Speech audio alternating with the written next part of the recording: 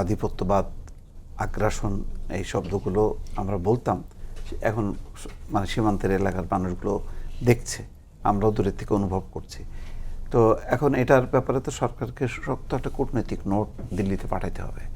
দিল্লিতে আমাদের যে কমিশন আছে তারা কি করছে, তারা ভারতের ফরেন মিনিস্ট্রিকে তো বলবে যে তোমরা তোমাদের মতন করে বলতেছো যে এরা বাংলাদেশে অনুপ্রবেশকারী, বাট মানে তারা বাংলাদেশি কি বাংলাদেশি না সেটা তোমরা নির্ধারণ করতেছো এককভাবে। এটা তো ইস্যুটা তো আমাদের, তোমাদের দেশ থেকে যেহেতু আসতেছে, তো সুতরাং আমাদের যাচাই বাছাইয়ের জায়গাটা কোথায়?